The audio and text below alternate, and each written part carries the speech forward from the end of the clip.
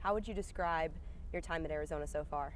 I mean, I would say it's just been fun. I'm enjoying it, I mean, academically and athletically, so I'm just grateful to be here. You grew up coming to McHale here to Yep. watch your aunt play volleyball. What do you remember most about coming to Tucson as a young kid? I just remember, because I had been to a ton of volleyball games. My uncle played at Pepperdine. Obviously, my aunt played here. So I've been to a bunch of college volleyball games, and I just always remember there always being a ton of fans at Arizona sporting events, whether it was volleyball, basketball, football, whatever the case may be. I just remember showing up to games, and there was always fans here. Rather than, like, my uncle would play against USC, and, like, it would be a majority Pepperdine fans, and there would be nobody in the Coliseum. So it was kind of like, you could tell this place was special. Has your aunt come to watch you play here yet? She has. Yeah, she's come to a few games now.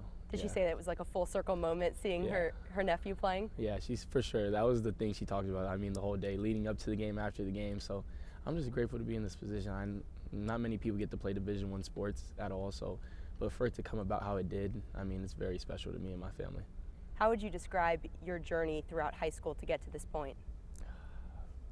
I had a lot of ups and downs. I think that's been the theme of my life so far. Just kind of ups and downs, kind of trying to stay even keel throughout the whole process, whether that was with sports, getting recruited, or just my play, just how I'm playing on the court. So I would just say trying to understand that it's not the end of the world if you don't play the greatest, and then understanding that everything's going to come with time. What were some of those ups and downs? I mean, my freshman year, I broke my leg. I grew from like 5'11" to like 6'6". So that was hard for me, going from being like being just a guard to being 7 inches taller, I mean, and just understanding how to play basketball in a different way. And obviously the broken leg perspective, it definitely taught me to have a lot more appreciation for the game and to value it a lot more. How did you get through that difficult time? Who helped you through that? I would say just my family, because they're just like my support system. I mean, whether it was them telling me I would be just fine, like colleges aren't going to pass me up just because I broke my leg, and I was always thinking like, oh, well, I got hurt, so they might think I'm injury prone going into college and stuff like that. So they always told me not to worry about that stuff. And I think another thing is just staying in my Bible, I would say, just praying every day, reading the gospel. So those are the two biggest things for me. And your junior year was kind of the turnaround for you. Yeah, going into my junior year was definitely the turnaround. You know, I think I averaged more rebounds than points my sophomore year. Yeah, I've always been the person to try to outwork everybody, and I was just getting frustrated. I was just getting so frustrated constantly. I was like, when is it going to happen? When is the turn going to happen? And then that summer is just everything kind of took off. When did you realize that Arizona was the place you needed to be? I think before I knew it was the place I needed to be, I think it was just the place I wanted to be. And I think when you combine those two things, especially from a perspective of the staff wanted me to be here and my love for the University of Arizona, it's hard to find something that can beat that. Now that you're here, how does the college game compare to high school? I would just say the size is so much different. I mean, you have guys walking around. I remember on every team I played in high school, I was one of the taller guys. When I got here, I took a picture when we were in Cincinnati with Henry Visar and Krivas. And I was standing between the two of them, and I promise you, if you saw the picture, you would think I was like 5'11". So I would just say that the size of the athletes, the speed of the game, the physicality of the game, I think it's hard to adjust to for anybody, whether you're the best player in the country or you just starting to play basketball. No matter the level, that's always going to be an adjustment. What is your relationship like with KJ and Jaden and some of the other guards on the team? Those are my guys. I would say that's the very unique thing about this team, is that I feel like a lot of times on the team you have a few guys that are like, oh, you can't really put these guys together. You can't put those guys together. But our team is like just a bunch of goofballs. You can literally pair anybody with anyone and everybody's going to be just fine. There's no bad blood. There's nothing like that. But I think the biggest thing is those guys just took me under their wing. I think just constantly being on me, whether it's yelling at me in practice, whether it's in the locker room, just messing around with me, just getting on me, just about random stuff. Like, even when we travel, everybody has their freshman duties. You know, I'm carrying their bags, carrying the PlayStations to the hotel room. So just little stuff like that, and I think it's just created a bond with me and the rest of the guys that's unbreakable. Priorities, getting the PlayStation safely from the bus into the hotel. Yeah, to the room, right to the doorstep every time. That's awesome. Very important duty. During the West Virginia game in the Battle for Atlantis, you earned your first start. Yeah. When did you know that you were going to start that game? That morning, we went into film. We had a personnel scout and stuff like that, and then coach just told me and the team that I was going to start later that day. So, yeah.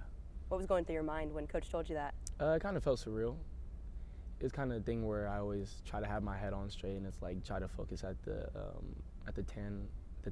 task at hand. Just win the basketball game at the end of the day. I think we came off a loss the game before, so we were just trying to win a basketball game at that point. And obviously we didn't finish the job, but I mean, you look up a month later and we got the job done. So. Right. And then you had a breakout game against Cincinnati, 14 points, 4 boards in 15 minutes. How do you reflect on that game? I think it's just a testament to the coaching staff and my teammates. I think they just have built so much trust in me and allowed me to grow into what I've become now. I think if you look at me in November, early November, December, like I felt so much more sporadic. Like not necessarily not being comfortable playing the game of basketball, but understanding certain things, understanding teams are going to be more physical and things like that. So I think that allowed me, that growth period allowed me to become the player I am now. Obviously it wasn't that long of a time ago, but you know, those live reps mean everything. So now I feel like I'm getting more comfortable understanding different things and in terms of the speed and the physicality of the game. So I think that's why everything came about the way it did. After Mo Krivas got injured, you've been spending more time at the power forward position. What has that transition been like for you? I mean, learning anything in the game of basketball isn't the easiest thing, but I think it's allowed me to create advantages for our team, because I feel like a lot of the time you aren't going to see teams that can have someone who's almost like a guard playing the 4, but has the size, the speed, the physicality, and the rebounding ability. So I feel like the biggest thing for me is just been trying to create advantages. Obviously it's going to be hard. You have to learn a new position for plays and things of that nature, but I'm willing to do anything on the basketball floor. What's something that Arizona fans may not know about you? I would say my love for other sports. I feel like I grew up in a volleyball family. My uncle played professional volleyball. My aunt played volleyball. My mom played volleyball. So I try to stay engaged in volleyball because it's something that gives me way much more anxiety than playing basketball does. Like if you put me at a volleyball game and it's going into the 5th set, I promise you, like I can't sit down. I'm shaking the whole time. But you throw me in a double overtime basketball game, I've already played 40 minutes. Like I wouldn't be nervous at all. So it's crazy. I just get this weird feeling when I watch volleyball. It's like secondhand nervousness Yes. for the people on the court. Yes. Did you watch Oh Arizona win the NIVC? I did. I was at the game. Yeah. What was it like getting to watch them achieve that? It was dope. I think they did a great job of showing that they competed at the highest level and just being able to come out and win the NIVC. It was a big accomplishment for the school. Yeah, absolutely. And I know one thing we talked about before the season started was that you know sign language. Yeah. So tell me a little bit about that, how you learned. Yeah, my grandparents are deaf on my mom's side. My mom's an ASL interpreter. So my whole life I was just around ASL. I mean, we had days where my mom would get mad and she's like, I don't want to hear you guys talk. So we would just sign the whole day. We would have an hour a day where we weren't allowed to talk. We had to sign so we would get better and be more fluent growing up. And I think it just taught me a perspective because a lot of people see being deaf as a disability. And it's almost like my grandmother was the principal at the California School for the Deaf. So I almost see it as a superpower. I mean, all the people I was around growing up I was around a lot of deaf people. And so I just see it as a superpower almost. I have so much love and respect for that community. What does that community mean to you? It means everything. I mean, they show me so much love and support. And obviously being from Riverside where the California School for the Deaf is, I have a different connection.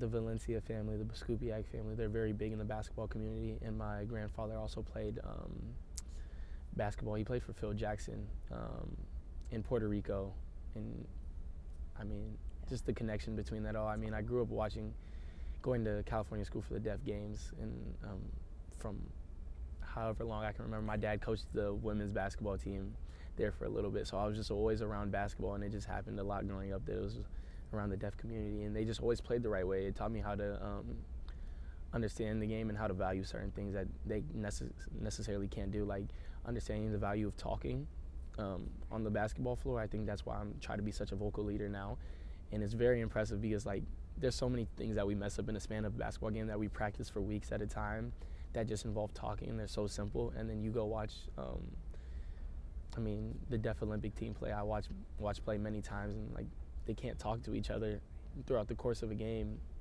verbally. So when you're in certain situations, whether it's like a pick and roll or certain things like that. Like they can't speak to each other and they're always ready to go. Like they never have to really make adjustments. So it's crazy to watch.